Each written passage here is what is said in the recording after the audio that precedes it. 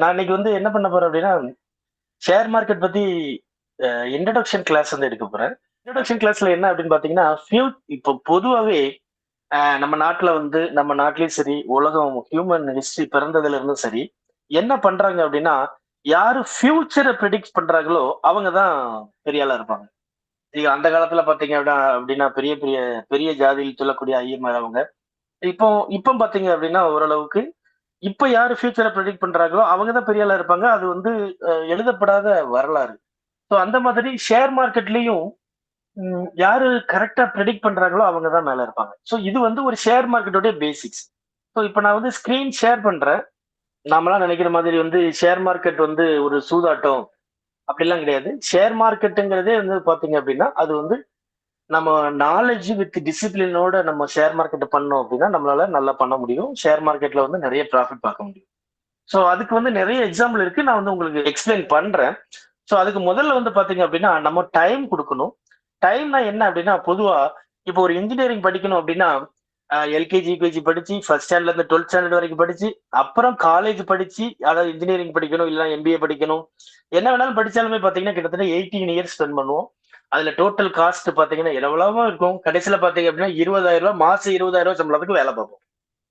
30 நாளைக்கு 20,000 சம்பளத்துக்கு வேலை பார்ப்போம். ஆனா ஸ்டாக் மார்க்கெட்டுக்கு வந்தவுடனே எல்லாரும் என்ன நினைக்கிறாங்க அப்டின்னா, 5 நிமிஷத்துல 20,000 சம்பாதிக்கணும். ரூ. 1,00,000 போட்டு 20,000 சம்பாதிக்கணும் அப்டிலாம் நினைக்கிறாங்க. சோ அந்த திங்கிங்க வந்து அவாய்ட் பண்ணா தான் நீங்க இந்த கோர்ஸே படிக்கணும். இல்லன்னா இது உங்களுக்கு வேஸ்ட். ஸ்டாக் மார்க்கெட்னா அள்ளிறலாம் அப்டின்னு நினைக்காதீங்க. மினிமம் பெர்சன்டேஜ் ரிட்டர்ன் கிடைச்சா போதும் அப்டிங்கிற மைண்ட் செட்ல இருக்கிறவங்க மட்டும் இந்த கோர்ஸ் வந்து படிங்க. எங்ககிட்ட ஜாயின் பண்ணுங்க. சோ செகண்ட் திங் பார்த்தீங்க அப்டின்னா, இந்த டைம் குடுக்குறது, நாலேட்ஜ் எடுக்கிறது இதெல்லாமே ரொம்ப முக்கியம் ஷேர் மார்க்கெட்ல.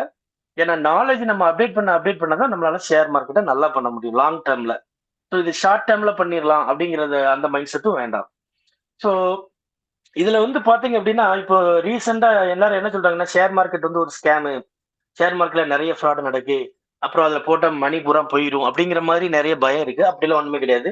இப்ப ரீசென்ட்டா லாஸ்ட் 2 வீக்ஸ் பேக் வந்து ராஜேஷ் எக்ஸ்போர்ட்ஸ்ங்கிற கம்பெனி வந்து 1,15,000 கோடி வந்து ஸ்கேம் பண்ணாங்க அப்படிங்கிற மாரி சொன்னாங்க. அது வந்து பாத்தீங்கன்னா, செபி வந்து ஒரு இன்டர்மீடியேட்டா குடுத்திருக்கு. இதே மாரி 91ல இருந்து இப்ப வரைக்கும் இந்த கிட்டத்தட்ட 36 வருஷத்துல மொத்தமே பாத்தீங்க அப்டின்னா, ஒரு 15 ஸ்கேம் தான் நடந்திருக்கும். 15 ஸ்கேமுமே ஒரே மாதிரியானது கிடையாது. வெவ்வேறு மாரியானது. அதுல இப்போ ஒரு 4 வருஷத்துக்கு முன்னாடி பாத்தீங்கன்னா, அதானி கம்பெனிய பத்தி ஒரு யுஎஸ் ரிப்போர்ட் குடுத்தாங்க. ஸோ இந்த மாரி அப்பப்போ ஒரு ஷாக்கிங் நியூஸ் இருக்கும். அத வச்சு பீப்பிள் வந்து என்ன பிரெடிக்ட் பண்றாங்கன்னா, ஷேர் மார்க்கெட் வந்து ஸ்கேம் அப்டின்னு நெனைக்கிறாங்க. பட் ஆக்சுவலா அது ரியல் கிடையாது. ஷேர் மார்க்கெட்ட வந்து நம்ம ப்ராப்பரா அணுகணும். இப்ப ராஜேஷ் எக்ஸ்போர்ட்ஸ் வந்து நெறைய பண்ணியிருக்காங்க. நெறைய தவறுகளும் பண்ணியிருக்காங்க. பட் அந்த கம்பெனில இன்வெஸ்ட் பண்ணணுமா? வேண்டாமா? அப்படிங்கிறது அது நம்மளுடைய ரெஸ்பான்சிபிலிட்டி. இல்லையா? பொதுவா நம்ம தமிழ்ல சொல்லுவாங்க, "ஆழம் பார்த்து தான் கால விடணும்" அப்படின்னு. ஆழம் தெரியாம கால விட்டா நம்ம மூழ்கி தான் போவோம். சோ அந்த மாதிரி கரெக்ட்டான கம்பெனிஸ்ல இன்வெஸ்ட் பண்ணணும் அப்படின்னா, நம்ம கரெக்ட்டா அந்த கம்பெனிய தேர்ந்தெடுக்கிறதுக்கு அத எக்ஸ்பெர்ட் பண்ணணும்.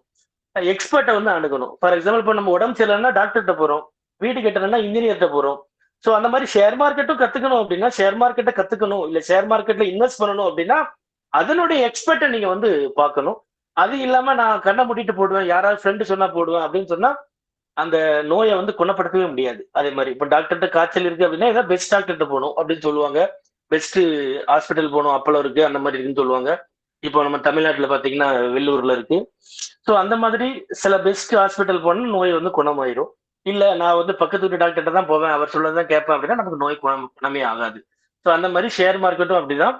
நீங்க பெஸ்ட் எக்ஸ்பர்ட் அணுகுனா தான் உங்களுக்கு ஷேர் மார்க்கெட் வந்து சரியா பண்ண முடியும். இது வந்து ஷேர் மார்க்கெட்ட பத்தின ஒரு பேசிக்ஸ். ஸோ இது போக பார்த்தீங்க அப்படின்னா, இன்னைக்கு நம்ம ஊர்ல இருக்கக்கூடிய மணி லெண்டர்ஸ் அப்படிங்கிறத பார்க்கலாம். ஸோ ஒரு மணி லெண்டர்ஸ் வந்து எப்படி ஏர்ன் பண்றாங்க அப்படின்னு பார்க்குறீங்க. பொதுவா 5% வட்டி குடுக்குறவங்க வந்து அதிகம் அப்படின்னு சொல்லுவாங்க. ஒரு சிலர் மீட்டர் வட்டின்னு போட்டு 10 பைசா, 15 பைசா, 15 பைசா அப்படி வட்டி குடுப்பாங்க. அதாவது இதெல்லாம் என்ன அப்படின்னா மாச வட்டி மணி லெண்டர்ஸ்ட்ட. பேங்க் வந்து 10% சொல்லுவாங்க. அது வந்து என்னன்னா வருஷ வட்டி. பெர்சென்ட் அப்படின்னு சொன்னாலே பேங்க பொறுத்தவரையில வருஷ வட்டி. ஆனா money lenders local money lenders வட்டி குடுக்குறவங்க பார்த்தீங்கன்னா, அது மாச வட்டி. இது வந்து இந்த டிஃபரன்ஸ் வந்து தெரிஞ்சிருக்கும் நம்ம எல்லாத்துக்குமே. ஸோ பேங்க் வந்து 10% குடுக்கு அப்படின்னா ரூ. 1,00,000க்கு 10,000 குடுக்குது. ரூ. 1,00,000க்கு ரூ. 1,00,000 குடுக்குது. இல்லையா? சாரி ரூ. 1,00,000க்கு 10,00,000 ஒரு வருஷத்துக்கு குடுக்குது. அதே மாதிரி மணி லெண்டர்ஸ்ட்ட பார்த்தீங்க அப்படின்னா ரூ. 1,00,000க்கு 3 பைசா வட்டியோ இல்ல 5 பைசா வட்டியோ போட்டோம் அப்படின்னா ஒரு மாசத்துக்கு 5,000 ரூபாய் கொடுப்பீங்க, ஒரு வருஷத்துக்கு 60,000 ரூபாய் கொடுப்பீங்க. அதாவது அவங்களுக்கு 60% ரிட்டர்ன் வந்து ஒரு மாசத்துக்கு கிடைக்கும். மணி லெண்டர் 5% வட்டி கொடுத்தா, 10% வட்டி கொடுத்தா, நீங்க 10 பைசா வட்டிக்கு வாங்குனீங்க அப்படின்னா, ரூ. 1,00,000 வாங்குனீங்க அப்படின்னா, அவருக்கு நீங்க ரூ. 1,00,000 பிளஸ் 1,20,000 கிட்டத்தட்ட 120% கொடுப்பீங்க. மேக்ஸிமம் மணி லெண்டர்ஸ் அவ்வளவுதான் கொடுப்பாங்க. அதுக்கு மேல யாரும் வாங்குறது இல்ல. இன்னும் ரொம்ப அதிக கஷ்டமா இருக்கிறவங்க தான் 20% அப்படிலாம் வாங்குவாங்க. அது ரொம்ப ரேர் கேஸ். பட் பொதுவான மக்கள் வாங்குறது இந்த இதுதான். இப்ப நான் வந்து இதே இது இந்த ஷேர் மார்க்கெட்ல நான் இத வந்து கம்பேர் பண்ணி சொல்லல. மணி லெண்டர் எதையும். நாலேஜோட, டிசிப்ளினோட இருந்தா எவ்வளவு நம்மளால ரிட்டர்ன் எடுக்க முடியும் அப்படிங்கிறத நான் இப்ப சொல்றேன். ஃபார் எக்ஸாம்பிளா இப்ப பாத்தீங்க அப்படின்னா, சாட் ஜிபிடில நான் வந்து இது வந்து ரீசென்ட் டேட்டா எடுத்திருக்கிறேன். அ இது வந்து இந்தியன் மார்க்கெட்ல. லாஸ்ட் 1 இயர்ல அதாவது 15 ஜூன் 2025ல இருந்து 15 ஜூன் 2026 வரைக்கும் லாஸ்ட் 1 இயர்ல எந்தெந்த கம்பெனிஸ் எவ்வளவு ரிட்டர்ன் பாருங்க. Sterlite technology, mTOR technology. Sterlite technology பாருங்க கிட்டத்தட்ட 1 இயர் ரிட்டர்ன் வந்து 600%. நீங்க பாத்தீங்க அப்படின்னா 10% மணி லெண்டர் வந்து பணம் கொடுக்குறவங்களே 120% தான் வாங்குறாங்க. ஓகேங்களா? ஆனா ஷேர் மார்க்கெட் வந்து 600% ரிட்டர்ன் கொடுத்திருக்கு. இதே எம்டார் டெக்னாலஜிங்கிறது 340% ரிட்டர்ன் கொடுத்திருக்கு. சோ இந்த மாதிரி நீங்க ஷேர் மார்க்கெட்ட கம்பேர் பண்ணும்போது அந்த ரிட்டர்ன்லாம் சாதாரண விஷயம். இதுல பாத்தீங்கன்னா கிட்டத்தட்ட 12 கம்பெனி நான் வந்து 10 கம்பெனி தான் கேட்டேன். அதனால அது லிமிடெட் குடுத்திருக்கு. நீங்க ஒரு ஒரு 60%க்கு மேல 50% மேல ரிட்டர்ன் வேணும் அப்படின்னா ஷேர் மார்க்கெட். ஆனா இது ரிஸ்க் இருக்கு. அதே மாதிரி மணி லெண்டர்லயும் ரிஸ்க் இருக்கு. ஏன்னா பணம் குடுத்துட்டு ஓடி போயிருவாங்க. பட் இதே மாதிரி இதுலயும் ரிஸ்க் இருக்கு. சரி பேங்க்ல மட்டும் போட்டா சேஃபா அப்படின்னு கேட்டா அப்படிலாம் ஒண்ணும் கிடையாது. பேங்க் பேங்க்ரப்ட் ஆச்சு அப்படின்னா இப்பதான் மேக்ஸிமமா என்ன பண்ணாங்க அப்படின்னா நீங்க 50 கோடி ரூபாய் போட்டாலும் சரி உங்களுக்கு ரிட்டர்ன் வந்து பேங்க்ரப்ட் ஆயிட்டு அப்படின்னா 5,00,000 தான் கிடைக்கும். இது பேங்கிங் ரூல்ஸ். அதே மாதிரி சரி mutual fund okay mutual fund வந்து பாத்தீங்கன்னா நிறைய ஃபாரின் கம்பெனியோட டைப் வச்சு பண்றாங்க. ஃபாரின் கம்பெனி பேங்க்ரப்ட் ஆயிட்டு அப்படின்னா நமக்கு மியூச்சுவல் ஃபண்ட் எல்லாம் ஒன்றும் பெரிய ரிட்டர்ன் எல்லாம் கிடைக்காது. ஸோ மியூச்சுவல் ஃபண்டும் பாத்தீங்க அப்படின்னா இந்தியாவில் கிட்டத்தட்ட 3000க்கும் மேற்பட்ட மியூச்சுவல் ஃபண்ட் இருக்கு. மியூச்சுவல் ஃபண்டுக்காரங்க எங்க வந்து ரிட்டர்ன் எங்க வந்து இன்வெஸ்ட் பண்ணுவாங்கன்னா ஷேர் மார்க்கெட்ல வந்து இன்வெஸ்ட் பண்ணுவாங்க. ஸோ இந்த மாதிரியான எல்லா விதத்திலையும் பாத்தீங்க அப்படின்னா நம்ம ஷேர் மார்க்கெட்டை தான் லிங்க் பண்ணுவோம். சரி பேங்க்ஸ் எல்லாம் நம்ம டெபாசிட் வாங்கி எங்க இன்வெஸ்ட் பண்றாங்க? ஷேர் மார்க்கெட்ல தான் இன்வெஸ்ட் பண்றாங்க. ஈக்விட்டில தான் இன்வெஸ்ட் பண்றாங்க. ஸோ இந்த மாதிரி இது வந்து நம்ம இந்தியன் மார்க்கெட். குளோபல் லெவல்ல பாத்தீங்க அப்படின்னா இந்தியன் மார்க்கெட் வந்து ஒன்லி 4% தான். ஓகேங்களா? அரௌண்ட் $4 ட்ரில்லியன் அப்படின்னு சொல்லுவாங்க இந்தியன் மார்க்கெட். ஜிடிபி வந்து இந்தியாவுக்கு வந்து $5 ட்ரில்லியன் இப்ப நெருங்கிக்கிட்டு இருக்கோம். ஆனா அது ஒரு கதை. ஆனா யூஎஸ் மார்க்கெட் வந்து பாத்தீங்க அப்படின்னா கிட்டத்தட்ட 44% of the total global markets. US market வந்து ஸோ நம்ம மார்க்கெட் வந்து 4%, அவங்க 44%, கிட்டத்தட்ட 11 மடங்கு நம்மளோட பெரிய மார்க்கெட். அப்படின்னா என்ன அர்த்தம்? இதனால நமக்கு என்ன அப்படின்னா நமக்கு வேரிட் ஸ்கோப் கிடைக்கும். நம்ம நாட்டுல 6,000 கம்பெனிஸ் இருக்கு. அதுல என்எஸ்சில கிட்டத்தட்ட 2,500 கம்பெனி, பிஎஸ்சில ரிமைனிங் சின்ன சின்ன கம்பெனிஸ் இருக்கும். பட் யூஎஸ்ல பாத்தீங்க அப்படின்னா டோட்டல் நம்ம ஜிடிபியை விட ஒரு கம்பெனி வந்து பெருசு. அதாவது $5 ட்ரில்லியன். இப்ப கூட ரீசெண்டா கேள்விப்பட்டிருப்பீங்க. நேத்து முந்தானத்து வந்து ஃபேஸ்புக் இது ஒரு இலான் மஸ்க் வந்து $1 ட்ரில்லியன் வந்து கிராஸ் பண்ணிட்டாரு அவருடைய அசெட் மதிப்புல, ஷேர் ஹோல்டிங் மதிப்புல அப்படின்னு. சரி அதனால என்ன அப்படின்னா நம்ம தமிழ்நாடுடைய ஜிடிபி வந்து பாத்தீங்க அப்படின்னா 2030 தான் டார்கெட் வச்சிருக்காங்க 1 ட்ரில்லியன் அச்சீவ் பண்ணணும்னு. தமிழ்நாட்டுடைய மக்களுடைய பாப்புலேஷன் வந்து கிட்டத்தட்ட 8 கோடிக்கு மேல. அவர் இப்பவே 1 ட்ரில்லியன் அச்சீவ் பண்ணிட்டார் அவர் ஒத்த ஆளா. சோ அதுதான் அந்த ஷேர் மார்க்கெட்டுடைய இது. சோ இதுல பாத்தீங்க நம்ம அது இலான் மஸ்க் கூட போட்டி விட வேண்டாம். நம்ம நம்ம கிளாஸ் பாக்குறவங்க எப்படி இருப்பாங்கன்னு எனக்கு தெரியும். ஜஸ்ட் ஒரு எக்ஸாம்பிளுக்கு சொல்றேன். இதே இது யூஎஸ் மார்க்கெட்ல பாத்தீங்க அப்படின்னா சாண்டிஸ்க் நம்ம எல்லாருமே வந்து பென்ட்ரைவ் யூஸ் பண்ணிருப்போம். நம்ம வந்து ஒரு 10 வருஷம் 15 வருஷம் பென்ட்ரைவ் யூஸ் பண்ணிருப்போம். இப்ப கொஞ்சம் கொஞ்சமா பென்ட்ரைவ் வந்து கிளவுட்ல போய்கிட்டு இருக்கோம். பட் அந்த சாண்டிஸ்க்ங்கிற கம்பெனி பாருங்க 4,500% வந்து கூடி 1 இயர்ல.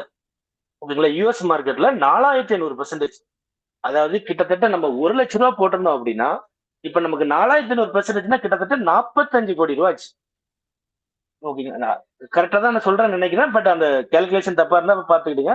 பட் அந்த அளவுக்கு வந்து யூஎஸ் மார்க்கெட் வந்து ரிட்டர்ன் கொடுக்குது. இது வந்து இதை ப்ரெடிக்ட் பண்ணிருக்கணும் முன்னாடியே. யூஎஸ் வந்து இந்த மாதிரி வார் வரும், வார் வந்தா யூஎஸ் மார்க்கெட் ஏறும். இது எல்லாமே எக்ஸ்பீரியன்ஸ்ல தான் கிடைக்கும். இது ஒன்னே எல்லாருக்கும் இது ஏஐ பார்த்தா தெரிஞ்சிடும் அப்படிலாம் கிடையாது. பட் இது ஒரு அசம்ஷன்ல எக்ஸ்பீரியன்ஸ் பீப்புள் வந்து இதை வச்சு ஈஸியா கெயின் பண்றாங்க.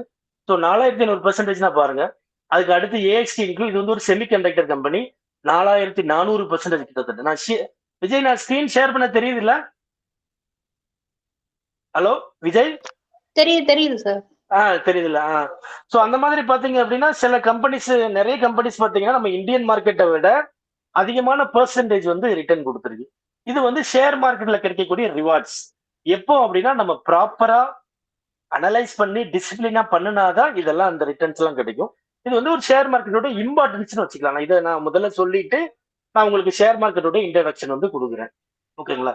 இது வந்து இந்தியன் அண்ட் யுஎஸ் மார்க்கெட்டோடைய இது. சரி.